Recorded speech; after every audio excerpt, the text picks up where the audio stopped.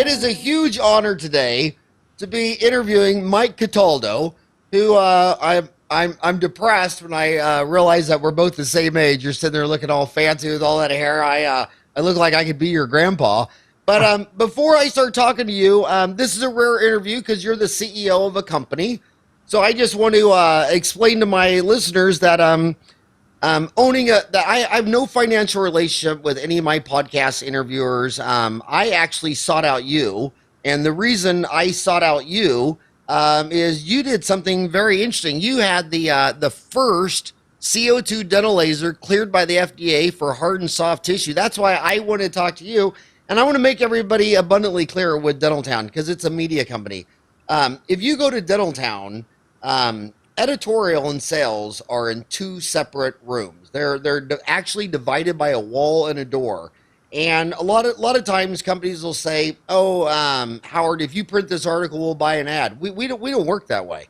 Our editorial is completely unique. We have an editorial board like Tom Giacobbe, Dr. Howard Goldstein, all kinds of people. And so when I am bringing you someone who's not a dentist, who's not a townie, in fact, you're not even a townie. You're not even a registered member of Dentaltown.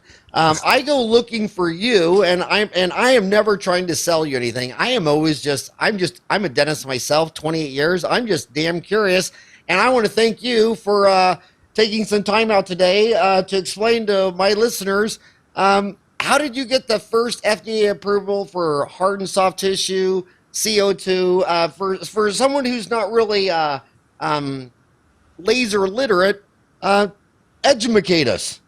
Educate. Well, I'm laser literate now, Howard, and but 4 years ago I wasn't, and so if the question is specifically about, I'm assuming there's a little bit more to the question, not just how did we get the first CO2 laser approved by the FDA, but are you also asking kind of what's behind that, the idea behind the company, how it got to that point, or would you like me to answer the FDA question specifically? Oh, no, not the FDA legal specific. I got to tell you my bias towards lasers in all seriousness. You know what? I'm just an honest guy. You know what my interest in lasers was going back all the way to when I graduated in 1987?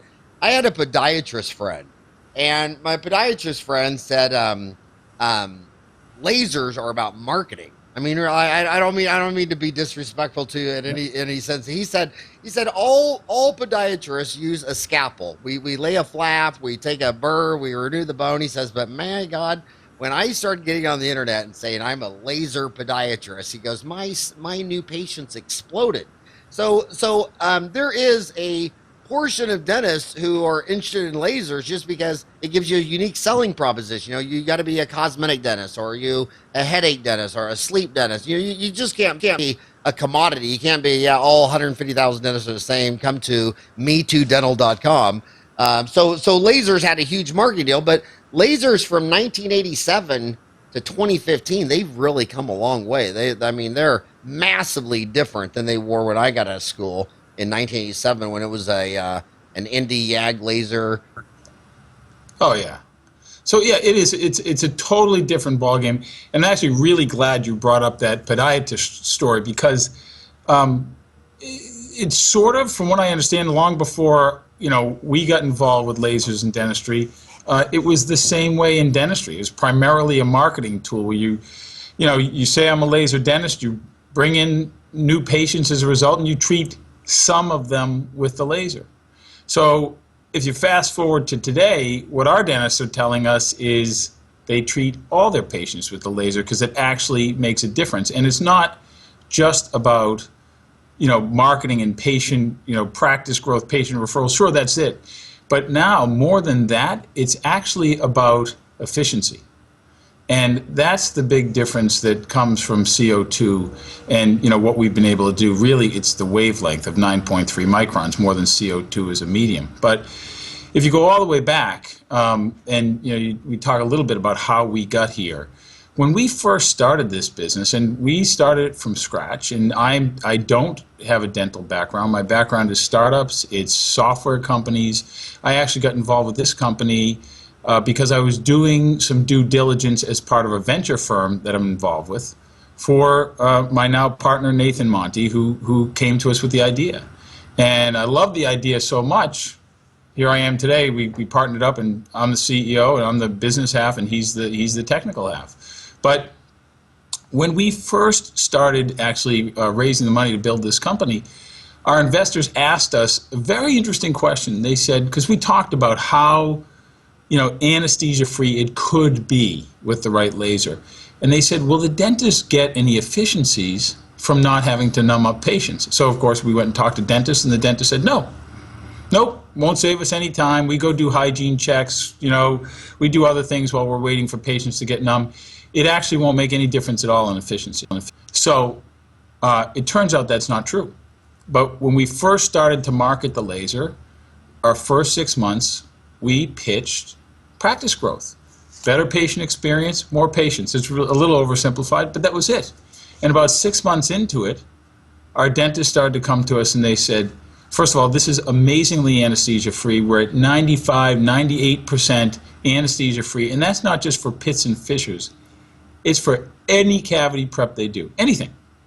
So that was great. And they, at first they talked about the patient experience, of course.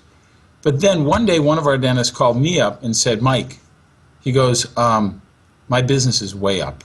I go, oh, more patient referrals. He goes, no. I'm getting some patient referrals, but I'm doing more procedures per day. I said, well, how many? And of course, I'm still new in dental at the time. Eight at an average of $250 a procedure. So I was like, well, let's talk about that. Where is it coming from? And that's when we learned that it's not just about, marketing yourself as a laser dentist. It's about when you're not numbing up patients, first of all, you save the time it takes to give the patient the injection, which involves a little psychiatry sometime, right? So we're not taking the time to inject the patient. We're not taking the time to wait for the patient to get numb, right? And by the way, I don't care how good you are, it's more efficient to just sit down. It's more efficient to just sit down and go to work in one spot than it is to go from this room to that room. So no injection, no waiting to get numb. 4-quadrant dentistry turns out to be gigantic.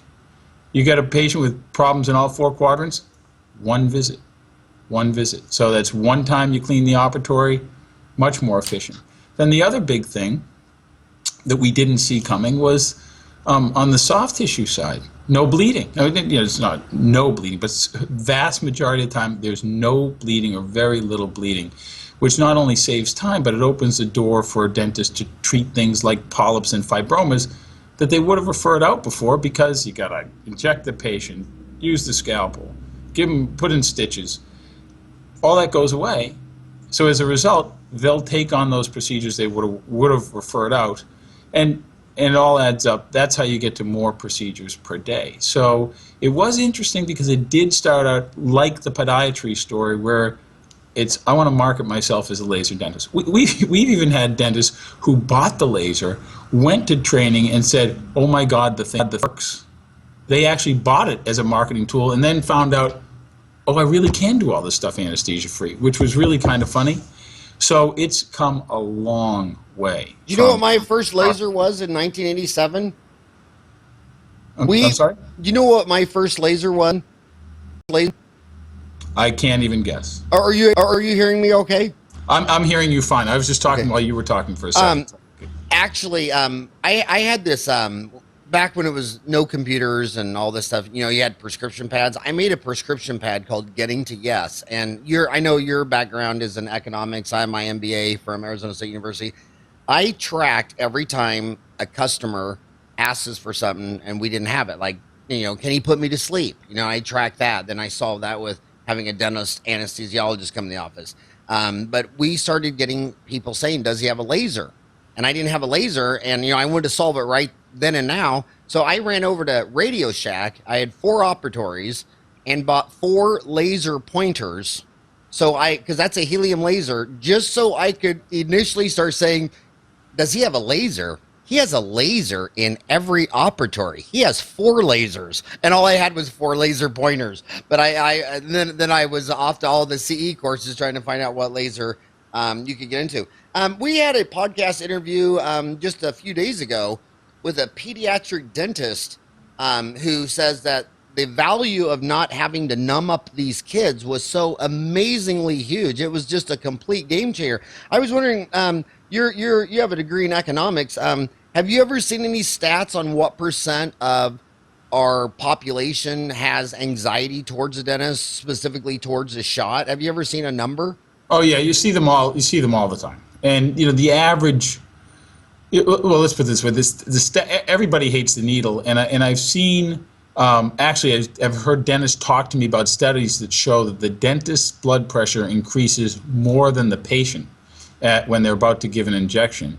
And then, of course, there's been a lot of stuff published about patients not going to the dentist till it's absolutely too late. The Wall Street Journal published something years ago, 25-30% of the U.S. population avoids the dentist until they have an emergency. It's a lot. So I think what you're talking to with the kids is, besides all the other benefits, the idea of not instilling fear or traumatizing these kids early and setting them up for being afraid of the dentist, when they're adults. I assume that's where you're going with that line. Yeah, and social animals like humans are hardwired for empathy, and if you don't have empathy, you're actually a sociopath. I just saw them need a study on a sociopath where they figured when a normal person sees another person yawning, whether it's on a movie, a screen, right. You yawn. And they realize that sociopaths don't yawn when someone else is yawning because they're miswired. They're abnormal. And I cannot tell you how many dental offices I've been into, and I see dentists when they get done giving a shot will stand up and come out of the room and exhale for the first time. They were literally holding their breath during the whole injection. And over the years, I got very intuitive when I'm sitting there working on a patient or whatever, and I start to feel like my heartbeat go up or whatever. Their stress is communicating with me. I mean, I think my brain's focused on a root canal, but I'm intuitive enough to realize, oh, wait a minute, you're starting to feel stress, which to me means the patient's starting to feel stress. And you put your hand on their shoulder, ask them if they want nitrous oxide, do they need a break, whatever. But yeah, a lot of dentists have told me that everything they've done to make the patient more at ease, the karma has made their job so much less stressful.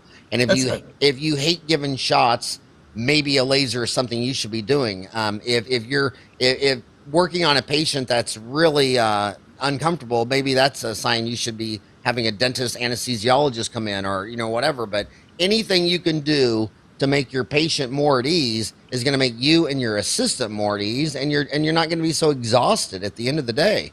That's absolutely right. And I'm glad you're saying that too, because we actually early on, once again, I actually have the benefit, and I do think it's a benefit of coming in from outside dentistry. So, all of the people I talked to as we built this company would kind of start me from ground zero with this. And one of the dentists I was working with told me, he said, listen, we go to dental school, but we really need to get trained as psychiatrists because we spend half of our time practicing psychiatry.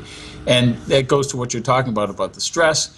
And it's patient stress and it's dentist stress too. And I do think that, if you kind of put our customers under the truth lamp and said, really, what's it all about? What's your favorite part? And I just think maybe they don't like to talk about it, but they'd say, yeah, I feel better at the end of the day because I'm not stressed out as much as a result of my patients feeling stressed. I think it lifts a gigantic burden.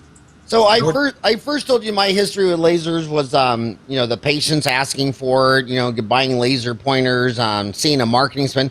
But you know what my advice has been consistently to dentists regarding lasers first and primary.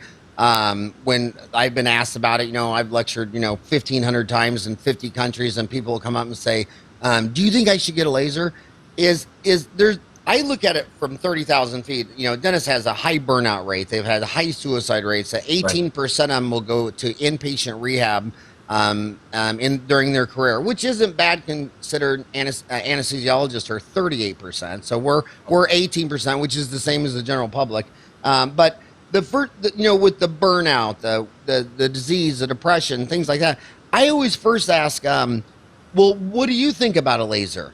And if they say, I just think it'd be really, really cool. I always think of my four boys that are now 20, 22, 24, 26. When you put them in the sandbox or the bathtub with no toys, they'd be out in 5 minutes. But when you put them in the bathtub with 10 toys or in the sandbox with 10 toys and Tonka trucks and all that, they would play to forever. And I always tell dentists, if you think a laser would be really, really cool, you can't afford not to have one, because what if that saved you from burnout and wanting to retire at 55 or 60, as opposed to some of the richest dentists I know are still practicing at 80 years old. They've never even touched their 401k. They're still contributing because they love dentistry. And I always tell people the most important thing is if there's 168 hours in a week and you're going to be asleep 56 of them and you're going to be in the office 32, why is your home 5,000 square foot and your office 1,000? Why do you have all these toys at home and no toys in the office? If you think a laser would make you run 20 red lights on the way to work,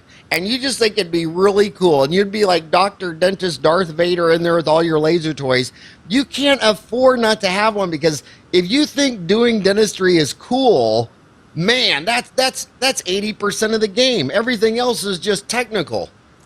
Well, I'm not going to argue with you on that. And by the way, I can tell you story after story about that, and it does seem to be somewhat age independent. So, Ron Goldstein is actually our oldest user. If people hope he wouldn't get mad, I think people know he's 82 years old, and he uses Solea, and he tells me he has fun with it.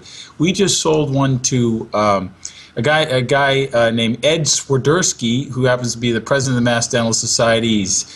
Who's telling me, I'm 62 years old. I've been working my butt off. He goes, now I want to do something that's fun. And he was having fun demoing the laser. He says, I got 10 years left. He goes, I want to have fun. And it's exactly what he said. This tool is going to be fun. We got Ron Plotka up on the North Shore of Massachusetts here. He's 72. He actually had Solea number 2, so he's had it for a while, and he's still texting me pictures of the preps. It's like a kid. Every week we get texts from Ron Plotka. Look what I did today. And so, for those guys, and everybody has their own motivations, just like anything else in life, right? If it's going to I absolutely advocate that. If it's going to make it fun, do it, right? Why not? And, if that's the reason, that's the reason. So we do see that a lot of our dentists just say it's cool and it's fun to practice dentistry with it. Yeah, I was watching an NFL game a couple of weeks ago at the bar with one of my dental buddies, and he was basically sharing. He's Catholic, sharing me Catholic Christian guilt that that he's referring out these $1,000 root canals to an endodontist, and he feels bad and guilty about that because he knows how much more revenue it'd be for his office, but he just hates endo. And I was explaining to him that he's actually making money by not doing the endo and referring $1,000 root canals to endodontists because he hates them. And you can't afford to do something you hate for money, because in the end, it's going to cause the burnout, depression. I want to sell my practice. I want to retire. And I told him that it's an investment to send to the endodontist, and that he should be spending his money on just making his environment cool where he wants to play. And right now he's 50, and I want him still playing when he's 60 and 70 and 80. And that's the bada bing, bada bing, is just loving what you do. And everybody who ever gets good at anything loves what they do. I've never for a day thought in dentistry I was trading time for money. I always thought it was just damn cool. I told a couple of friends I was interviewing you today, and I thought one of the most interesting questions was, where did Solea come from? What does that even mean, Solea? And by the name, that's your laser, the Solea laser. Is that the name of your cat, or is that an economic term? Is that Keynesian economics? Where'd that term come from? Well, do you mind if I answer your question with a question? I know that's terrible, but let me ask you, how does the name sound to you? When you hear the name Solea, what does it bring up? What do you think? What does it make you feel? Well, honestly, yeah. Some beautiful woman in Paris, France, with a glass of wine in her hand. Solea. It sounds like a beautiful French woman. Well, there you have it. So, once upon a time, a long time ago, I had this girlfriend. No, that's not how we do. But the name is, we actually worked at coming up with a name, Actually having a female sound to it was part of the criteria. We work with an agency. We think hard about this stuff, and we could have had names like it's funny. Names did come up like, oh my God, I see if I can remember the name of it. Like One Laser, because it's one laser that does everything. Things like that. But we actually came to the conclusion that we wanted the name to mean something to the patients and not just the dentist. And we wanted it to sound non-threatening, comfortable, like a beautiful woman in Paris. If that's what feels good, that's what feels good. But non-threatening and comfort was really the key. And there's actually a little story with that. So when we started working with the agency to name the product, and I've named other products before, and a lot of times you want the name to be you want to identify with the product's function and what it does. So one laser that does everything, but it's everything. Dentists might get that, and I got into this discussion with the guys at the agency. I said, listen, we're selling to dentists. This is technology for dentists, not patients. It's the dentist is the customer. And they kind of looked at me a little squirrely and said, Mike, LASIK. And I said, oh my God, you're right. LASIK is a household name. Everybody associates with laser eye surgery, even though it's, there are systems marketed by other companies in LASIK. And they convinced me. They said, the name has to resonate with the patients. So we actually put a lot of thought into that, into making sure that it did just why. The name is what it is, and it's why so many of our dentists actually talk about Solea by name, and they put it on their website. They put the logo on their website. I'm a Solea dentist. I'm a Solea dentist. And so, there's actually a lot more to that, how we came up to that name, maybe than you might have thought. But we want patients to, once again, all the way back to the beginning of the discussion about, kids going to the dentist and not developing that fear early. We want to, in fact, our vision is to forever change what it means to go to the dentist. So take that fear out of it, and the name is actually part of that process. You're an economist. You said LASIK, so I'll follow the LASIK path. Why do you think it is with the 5,000 ophthalmologists in the United States that 5% of the ophthalmologists do 95% of all the laser eye surgery? And I wonder if that number is the same in dentistry. There's 150,000 dentists in the United States, 30,000 are specialists, 1,000 general dentists. What percent of the general dentists do you think have a laser right now? Oh boy, that's hard to say. What would you guess? Well, do you think it's like ophthalmology? Do you think it's a parallel market, maybe 5%, or do you think it's got more penetration than that? Well, let's talk about marketing and more marketing than economics and market development. So, pretty much all technology, I don't care what it is, follows a technology adoption cycle that starts with innovators, goes to early adopters to more mainstream, what we call the early majority market, then the late majority, etc. During the early phases of technology adoption, it's always a small percentage of the market. So LASIK has been around long enough that it's gone through a full cycle. Lasers, Solea certainly, and by the way, it's not just the product category like lasers, it is the particular paradigm. So we introduced a new paradigm with CO2 and 9.3 microns. So it's really early days for this. So for this particular product, obviously, the percentage of the market that has the laser is tiny, right? It's, a couple of hundred dentists going to 1,000 pretty shortly, but, it's small. When you talk about hard tissue lasers as a category across all products, the real question is how many people actually use them in their practice every day? It's hard to say because some of the, so many of the old ones ended up as coat hooks, but it's a few thousand in the U.S. It's not a gigantic number. And there's a whole set of reasons for that. It was primarily because until 9.3 microns came out and cut fast enough and anesthesia-free enough, the tool didn't do enough to warrant kind of full market adoption. Now that like I said in the beginning, our dentists are telling us every patient every day. We expect that adoption to be pretty significant. And I want to say another thing about the small percentage of ophthalmologists that use the LASIK.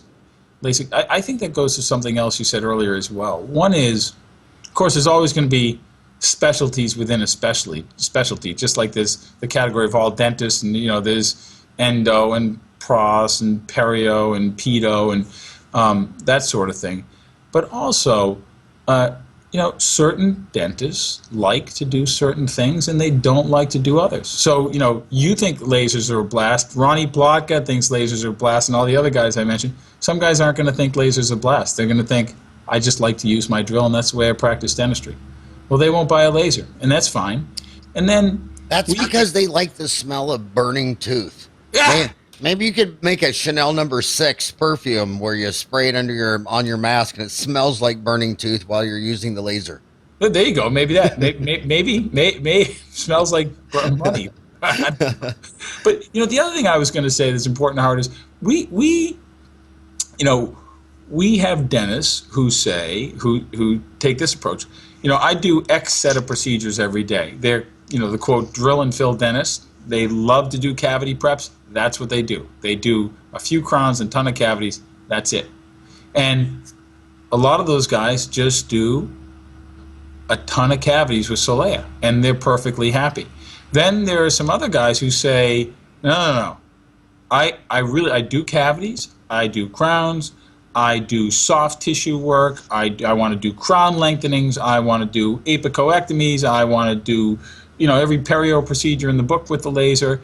And so, for some dentists, it's about, having more fun, doing what they do. For some dentists, it's doing more of the same because they're more efficient, and that can be a big income boost. And for some dentists, it's about broadening the breadth of procedures that they perform because they like that diversity and they can generate more income from that too.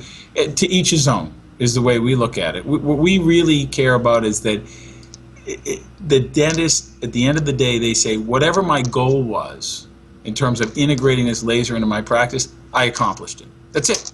And so we help them identify the possibilities, and then they use the tools they see fit, right? So it does, it probably falls into 4 different buckets in terms of what our users' objectives are with the laser, and that's fine. They're very diverse. Well, one of the biggest trends, what's really neat of having lived half a century on Earth is you start to see patterns. You really don't know what's right and what's wrong so much as you just see patterns. And one of the patterns I've always seen with dentists is that as they get older and older and older, and I've drilled, filled, and billed on patients for 28 years, is you tend to grow towards minimally invasive. You tend to realize that the more you touch a tooth, the more you drill it down, the more you peel off the enamel, it's the tooth doesn't like to have all of its enamel stripped off, and anything you can do to be minimally invasive. And all the older dentists I know that are in their 50s and 60s, they all, if I said, well, what kind of dentist are you? They usually take a deep breath and say, well, I try to be mostly minimally invasive. And I think that's why I think you have a lot of upside to your product line, because lasers are more minimally invasive than when you're spinning a burr 500,000 RPMs with sharp cutting edges hitting that glass enamel, and you're fracturing the hell out of that tooth. Do you think lasers are more minimally invasive? Well, they're absolutely more minimally invasive, and there are lots of reasons for it, but one of the things about Solea that makes it unique is that we lay down different size patterns of light on the tooth for the job at hand. So in other words, inside the handpiece, there are these little motors called galvos that move mirrors up to 10,000 times per second. They're the exact same motors and mirrors that are used to create laser light shows that you see when they draw all sorts of shapes on the ceiling of a planetarium. What we're doing is we're pulsing that laser into different size patterns depending on the job that's being performed. So they range from 1.5 millimeter pattern, if you're doing gross reduction, to 1/4 millimeter, which is just the native beam, pulsing actually up to 10,000 times a second. So, when you're down at 1/4 of a millimeter and you're just going to trace out a fissure, right? Do a fissurotomy with that beam. Number one, you can see what's going on, right? With a burr, no matter what, the burr is on top of your work. With a laser, you can see when you've removed what you need to remove, and you stop. So, but by its nature, it's going to be less invasive or more minimally invasive. Take your pick. And we hear that all the time from our dentists. You see when you're done, stop. I think the other thing that's important to know is that this wavelength, and there are studies going back to 30 years performed at UCSF Dental School around this wavelength. Ours is 9.3 microns. They work with 9.3, 9.6. It's essentially the same. The talk to the fact that this laser not only is it minimally invasive, but it prevents cavities as well. And there have been a lot of studies around this. But it actually, what it does is it actually removes carbonate from hydroxyapatite. So when you hear John Featherstone from the dean of UCSF speak about anything, he early on in his presentations he makes these dentists raise their hands, say what makes up most of enamel, and everybody raises their hand and says hydroxyapatite, and he says wrong. It's carbonated hydroxyapatite, and carbonate is the molecule that's the weak point in the chain. It's the molecule that allows acids to penetrate and cavities to form. Well, it turns out at low power settings at this wavelength, we can remove the carbonate without ablating the enamel. So it leaves behind tooth structure that's significantly more caries resistant than what we started with. And actually, you'll see more published on that from UCSF with Solea in the near future. So not only is it minimally invasive, but it leaves behind more caries resistant tooth structure than what nature gave us. This podcasting thing is kind of interesting. It's so interesting, at 53 that, when I got out of school, there was no cell phones. I got out of school, I had never touched a computer. And it seems like now, my life is so impacted by my iPhone and my computer, all these things I didn't have when I graduated. And the interesting thing about podcasts, it's a multitasking behavior. My fans of my show are always saying they're listening to me on their car, on their hour commute to work and their hour commute home. That's why we do 2 a day, one for their hour into work, one for their hour home. But we put up in 2004, because I live in Phoenix and I saw University of Phoenix online up the street and I just copied their idea. We started online CE, and then from 2004 to 2015, we put up 350 courses. They've been viewed 500,000 times. What's the chance you could get the guy, John from UCSFF, to build us an online CE course on lasers? You got any arm twisting power with that guy? Oh, I don't think I'd have to twist his arm too hard. I would love that. I would love that. He does online courses. I promise you I will ask him today about that. I will tell you that I took an online course at UCSF Dental School on CAMBRA, right? Caries assessment. Let's see if I get this right. Caries management by risk assessment. And John Featherstone taught the course. Actually, it's a tremendous course. I'd recommend it for everybody. But John taught the course online. I took the whole thing. I forget how many hours it was. It was great. So he does online courses. Could we get him to do one? Well, I can ask. Tell him we'd like his camera course, because what I feel most proud about, what I feel very proud about is that we have 202,000 members on Dental Town, and when I've been in several dental schools in Africa and Asia where the dental school says their entire curriculum is Dental Town, and those courses, and in fact, when I walked into a dental school one time in Kathmandu, the dean, when she saw that it was me, I mean, she couldn't hold back the tears. She was showing me that her dental school before Dental Town had all these old Chinese books and old French books, but her students didn't know Mandarin Chinese. They didn't speak French, or they spoke Nepalese. And so the internet is so amazing. There's 2 million dentists around the world, and we are disseminating so much information. And the one thing I've noticed, that being 20 years in the field, that all the dentists that were successful, one of the habits they had is they always took 100 to 300 hours of CE a year. And so by making this CE like what we're doing easy, free on their iPhone. I know I'm kind of tricking these kids by listening to my podcast. They could pick up 100 to 200 to 300 hours of CE a year just by driving to work. And that'll trick them into being successful. They don't realize what they're learning. And so tell John that Canberra course, any course he wants to put online, Dental Town, because the difference in online CE, there's a bunch of dentists who will only take it if they get AGD credit, ADA credit, So Right. so they're in there taking it because they're trying to get their state licensing requirement, or maybe they're trying to get their FAGD or MAGD or whatever. And so it's actually my podcast listeners in the online CE don't actually overlap that much. So tell them I'd like to podcast interview them for that part of the podcast market, and any online CE courses not only will be for Dental Town, he'll be educating dentists on Canberra in Africa and Asia and Latin America while he's sleeping in his bed. Well, I will absolutely make the request. I'll make it today.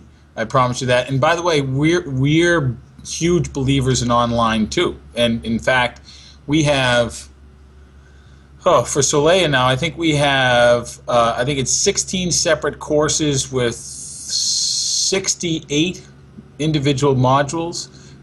So we actually augment our classroom training for our basic Solea training with a whole long list of online interactive courses as well. It's the way to go. In fact, now, we actually created, is that all on convergentdental.com? It's actually on soleadoctors.com, so it's accessible. You have to be. Spell Solea for him. It's SOLEA. Solea Doctors. Yep. .com.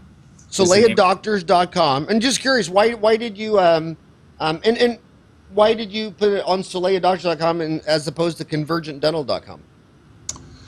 Because SoleaDoctors.com is a site specifically for Solea doctors, so it has all the educational materials. It has. So that's an aftermarket website. Once you've bought the laser, then you become a member of SoleaDoctors.com. That's right, and there's forums, and you can track cases, post cases, and share ideas, and announcements. Remember, a lot of what happens with Solea, like I talked about those computer-controlled motors. I mean, we put new software updates out every quarter that have faster cutting patterns, smoother cutting patterns, less more analgesic patterns. All that stuff lives out there, so our dentists can just access it and pull it down as they need it, whether it's a software update, education, connect with other Solea dentists. So it just becomes this really kind of valuable, simple to get at resource for our customers, so they can get as proficient as they need to be in whatever they want to be proficient at, right? All online. And so that you made me think about it when you talk about online courses and how valuable they can be, because they make things so accessible. It's not a textbook written 40 years ago in Chinese. It happened today, and you can interact with it online, and that makes it so much easier to ramp up. So I'm sure many dentists are wondering specifics. How much does a Solea laser cost? How much does it cost? Is there financing? If there's financing, how many years? What is a monthly payment? Talk specifics about cost. Because in economics, in economics that whenever you take an economics test, 80% of all the answers are price. The other 20%, price this affects economics immensely. Price elasticity, price sensitivity. So how much does this thing cost? The package that most dentists buy, it's just under $120,000, $117,000. When I say the package that most dentists buy, I like to talk about everything that's in there. The laser itself is about $95,000. And then what most of our customers do is they buy an internal compressor. That's another couple of $1,000, a few $1,000. So what is an internal compressor? Well, meaning the system uses air to generate an air-water mist, and we can plug right into office air and take that. But some dentists like an internal compressor, so they don't have to unplug and plug in a hose. So it'll generate its own compressed air for its own mist flow. The other thing, most all the dentists get, it comes with a full 1 year bumper to bumper. Anything breaks, parts, labor, travel, we fix it, right? Software updates, everything that comes with the system. But most dentists say, look, I want a total of 5 years. So they buy 4 additional years of service at $5,000 a year. It's that same bumper to bumper, all the updates, coverage. And that's another $20,000. So when you put in all the options, and pretty much everybody buys all the options, talk about 80%, 90% of our dentists buy the full package, it comes out to about $120,000. And how many? What percent of the dentists actually write a check for $117,000 versus how many of them finance it? Because my whole model with Dental Town is that no dentist should ever have to practice solo again. And my job as an interviewee is trying to predict, what 7,000 different dentists might be thinking when they're driving to work. And some of them might be thinking, well, I don't have 170,000. And so I'm going to ask you, well, what percent actually write you a check for 117? How many of them finance it? If they do, how many years is it usually? And do you know what that payment is? I do. So let's see if I remember all the questions. We'll try to answer them. I'm an efficient questioner, aren't I? Listen, that's why you do what you do. That's why you're good at podcasts. I get 4 questions for the price of 1. All right, good. Well, let's see how I do. So the vast majority of the dentists finance. I mean, it was, it's probably 80%, and at this point, it's hard to say exactly, but let's say it's between 60 and 80% finance it. The financing packages that dentists go for kind of split between 5-year and 7-year packages. The payment comes out to about $2,200 a month, all in. On the 5 or the 7? That's on. I believe that's on the 5. Yeah, it is on the 5. So on the 7, you can go a little lower, and that depends on the interest rate at the time. So if you ask me today, and by the way, so sometimes the bank, and we don't finance them ourselves. We work with a couple of different, financial institutions, and like in the month of September, they came to us and said, we'll do $99 a month for the first 12 months for anybody who wants to buy it. So then it's $99 a month for the first 12 months, and then it might be $2,400 a month after that instead of $22 if you just flat finance it the whole way. But the way I like everybody to think about it is if you finance it, let's say it's going to cost you about $2,200 a month.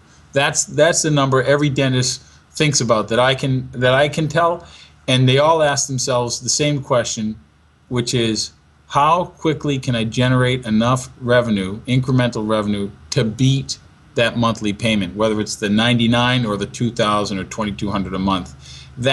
When you get to the economics, that's the economics. And when you look at it, and we talked earlier about the efficiencies and being able to do 4-quadrant dentistry, saving time, not having to, being able to do soft tissue procedures you didn't do before, or popping a patient out of the hygiene chair because you're not going to have to numb them up and everything, and doing that cavity that you discovered today instead of burning another appointment over it.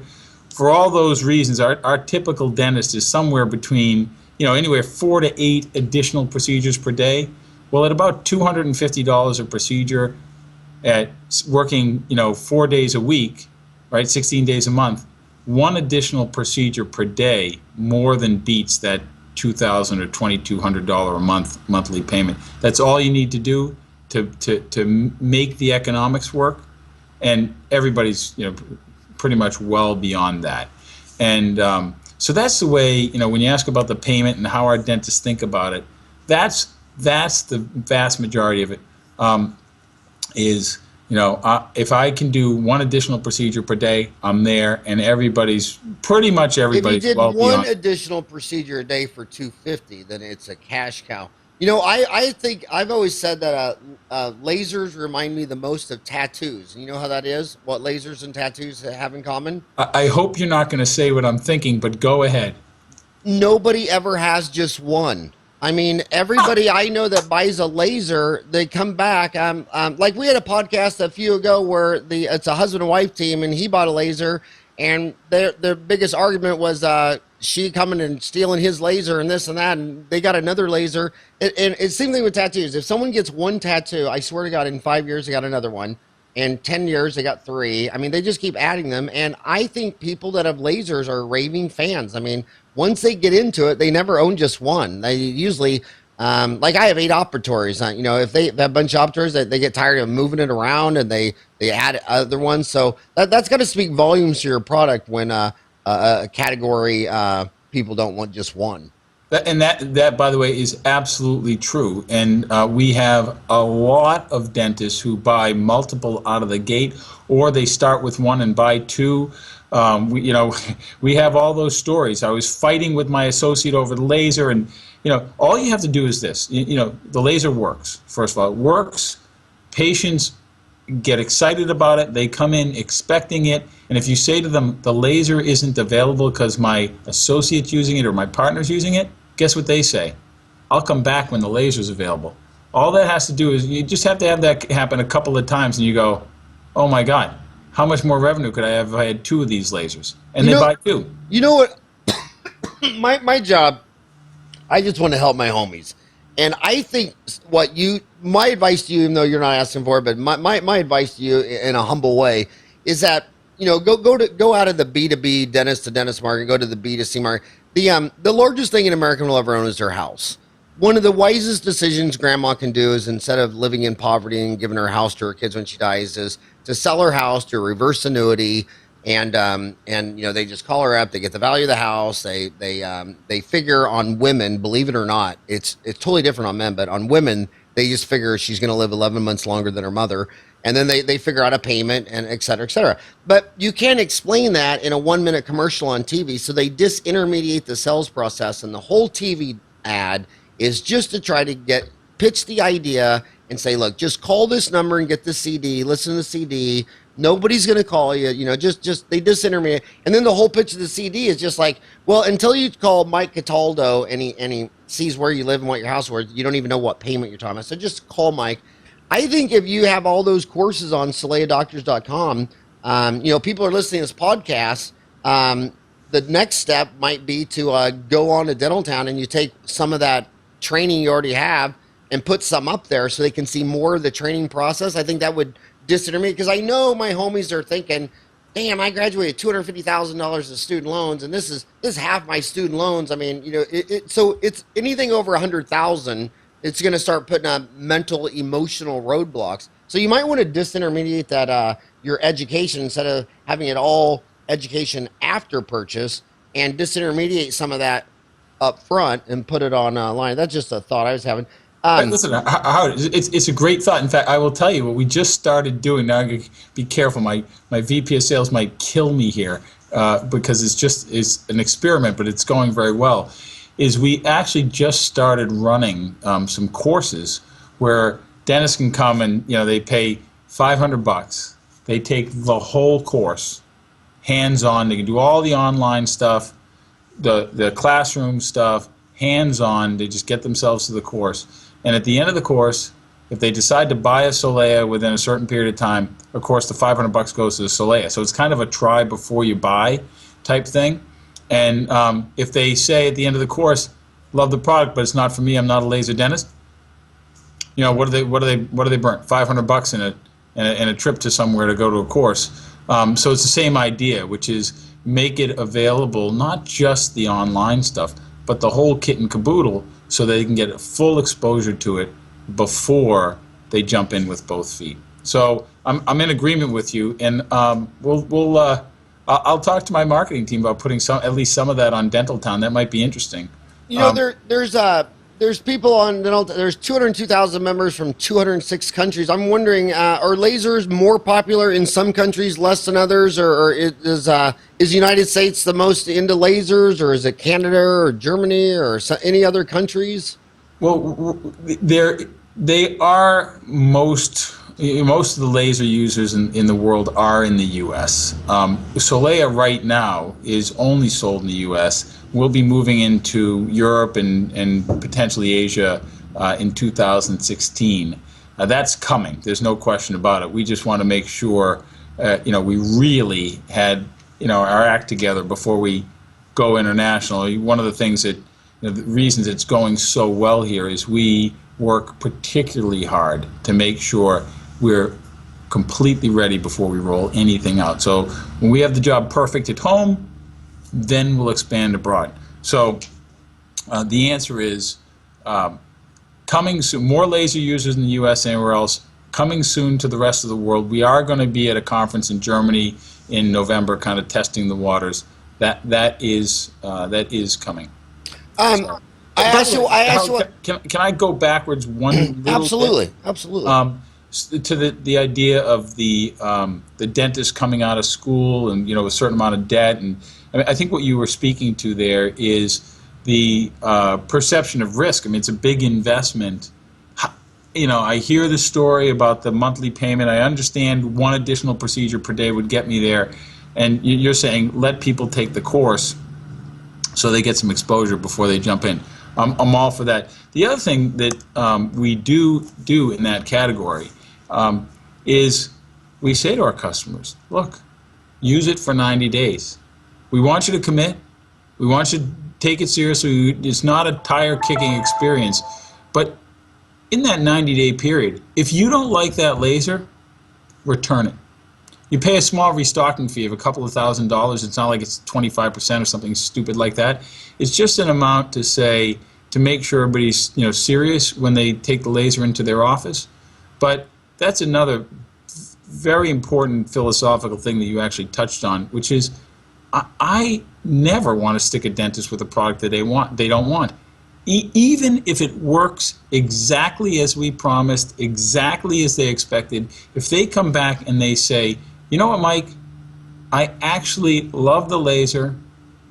I'm a drill dentist. I can't get comfortable with it. It's just the way I've practiced forever. I don't want to do laser.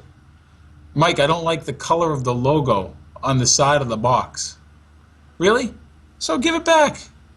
Why would we want to stick people with something that they're not comfortable with? So you have a return policy up to 90 days. Yeah. Oh, absolutely. With a restocking fee of how many thousands? Say it again. 2,000. 2,000. So on a $117,000 package, having a return policy for 90 days at 2,000, that's pretty rare and unheard of. Yeah, well, I mean, when you buy a car at a dealer, they won't take it back an hour later. That's right. Ask me how I know. Yeah. How do you know? I know. I mean, yeah. So kudos to you. I've only got you for 8 more minutes, so I want to ask you 2 things. I asked you where the name Solea came from, and I can't remember if you said it was a French woman or a Persian woman. You said it was a French. Either. I'm just teasing. Where did the name Convergent go to? Is that the Convergent of hard and soft? Is that where that? Well, we could do the same thing we did with Solea. All sorts of things converged to make this company happen, right? We got convergence of hard and soft, and now osseous. But really, it's the convergence of beams of light. So it's a play on laser technology, laser light, convergent light. And I still remember what that stands for from physics class in 1980. Light amplification, stimulation, emission of radiation.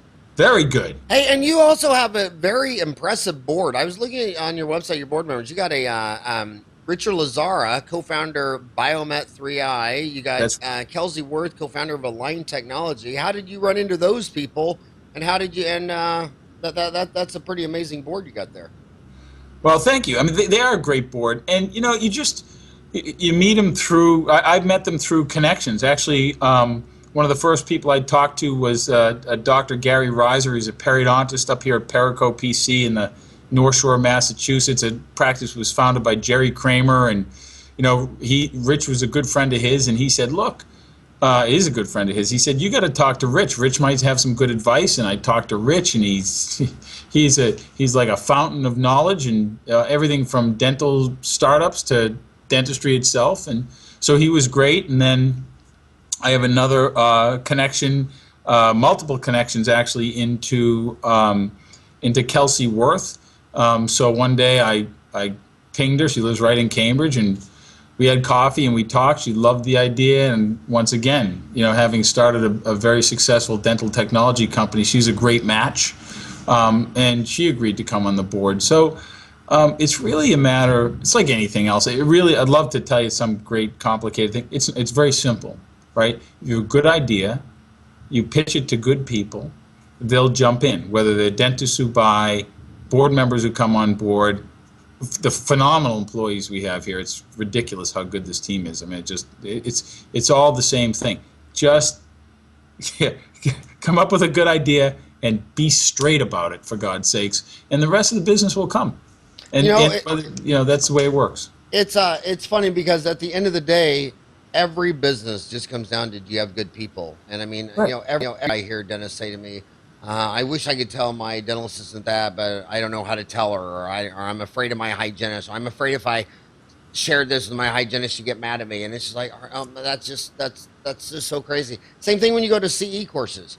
2/3 of the dentists come alone, and then the other 1/3 come and they bring all their staff. And guess who makes twice as much money? The group that bring the staff. I know, and and all the dentists that come alone think they're saving money, and I'm like, dude, you don't even get it. But I can't help but ask you on your board on Richard Lazara. Any relation to the Lazara that started Orthodontic Centers of America back in the day? I don't know about his family tree. I guess you'd have to ask him. There was an orthodontist in New Orleans named Lazara that started Orthodontic Centers of America, made all the way to the New York Stock Exchange. It was a huge company. I just wonder if there's any relationship there. I only got you for 3 more minutes. What's your close? My close? Yeah, what's your close? Well, I wasn't planning on closing anything. I think the most important thing I think that kind of we got to today and talked about is this, this idea of building a product that just works, right? So many dentists have been disappointed by hard tissue laser technology, and I actually think erbium, it was a good medium for what it does, right? But it was just so hard to get reliable anesthesia-free. It is hard to get reliable anesthesia-free performance out of it, and so the thing that's making Solea the number one selling all-tissue laser already is that it just works. Dentists buy the product. We train them well. It has by physics and technology, it delivers reliably anesthesia-free performance, which gets you the efficiency, which generates the return on investment. So like I was saying a minute ago, develop a product that just works. Sell it honestly, stand behind it, be proud of it. That's why we say, if you don't like it, give it back. It's our job to make it work for you, right? And then great things happen, right? Do the right thing, the business will come, the money will come, customers will be happy. That's the most important thing I think to know about Convergent Dental.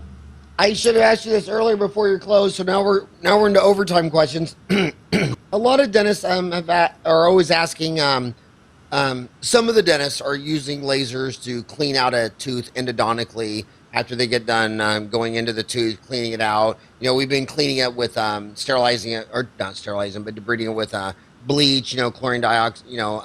Sodium hypochlorite. Paradex, chlorhexidine, gluconate, 0.12%. Do you see in the near future that people will be buying and using lasers to sterilize canals before we obturate them during root canals? No question. No question about it. In fact, we're working on a fiber tip right now for Solea. It's a 200 micron fiber. You can take a length of it between your fingertips, squeeze it, it'll make a loop like this, won't break, right?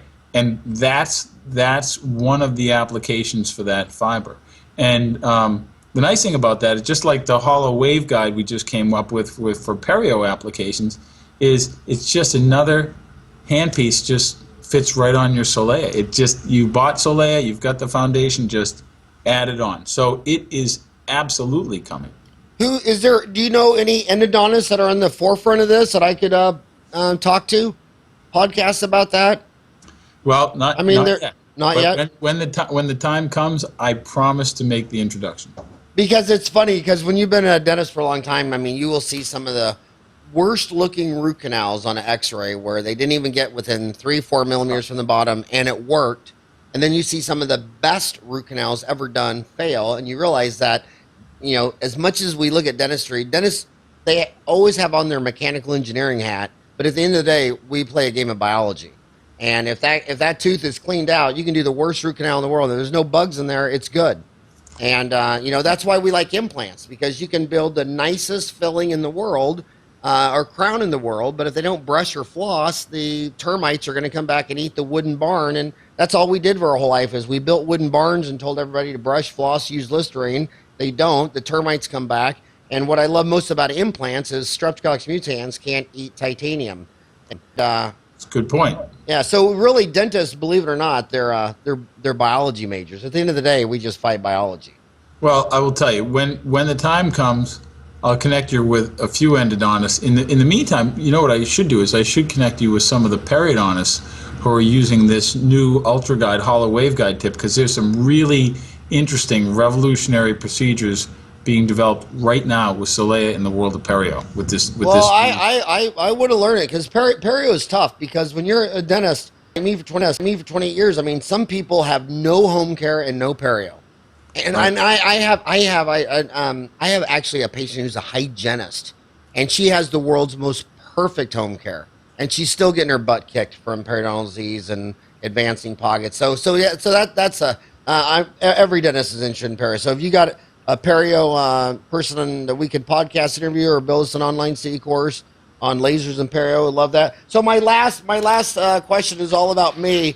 My fantasy is to someday run the Boston Marathon, but I'll never. Do you have any? You're a Boston guy. Are you friends with Marky Mark, or do you have any free passes for the Boston Marathon? Is there a charity ticket? You know how I actually got into my first Ironman race?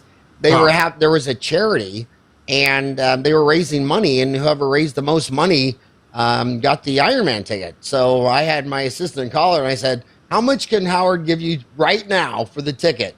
And she said $5,000. We go, done. We'll drive you over the check. If you ever see a Boston Marathon charity ticket, I will buy it. I've always wanted to run that race, but when you're 53, 5'7", and 210, you're never going to make the 3.5 hour time trial. My goal is to be the last person to cross the finish line at the Boston Marathon. Well, I'll tell you what. You give me $5,000, I can guarantee that one for you. All right, we're on. We're absolutely on. In the meantime, the closest I can get you is Paul Wahlberg's a friend of mine. I live a couple of miles from Wahlburgers, and every once in a while when I go diving, I'll bring him back some scallops. So maybe I'll get a bag of scallops, and you come to Boston. We'll go over and say hi to Paul, and sit at Wahlburgers or Almanova, his other restaurant there, and have a meal. Well, you know how dentists look at a marathon the wrong way is everybody talks about marathon. It's always going to be some 5'7", 120-pound guy from Kenya that wins, and one of the reasons they win is because they were born looking like gazelles. They train. Their whole country is at 6,000 feet above sea level, so they got more red blood cells than Lance Armstrong after doping, and then they come down to sea level and they win the race. But the way I look at a marathon is like that Saturday.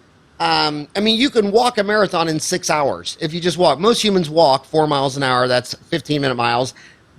You don't have to have a good Ironman time that day. What was the alternative? Sitting there watching college football all day, snacking food, and just to get out and when I do a marathon, if I go by a Starbucks coffee deal and I want to take a 10-minute break and have a coffee or whatever, so it's just I'm moving for 6 hours. My time might only be 5 hours, but it's healthy, it's fun, and we're already way too anal about dentistry. The last thing I want to do is get anal during golf or a marathon. Or my hobbies are all laissez-faire, just have fun. Because dentistry is so serious, I don't want any serious hobbies. I want all my other hobbies just to go out and have a rocking good day. And I had a rocking good hour with you. Thank you so much. I know you're a busy man, for spending an hour with me and my homies on the Howard Speaks, and I think they all learned a lot of lessons, and thank you for all that you do for dentistry, and thank you for spending an hour with me. Howard, thank you, and you're entirely welcome, and hi to all the homies, and hopefully I'll see every one of you sometime soon with the Solea in your office. Right on. Have a rocking good day. You too, Howard. Thank you.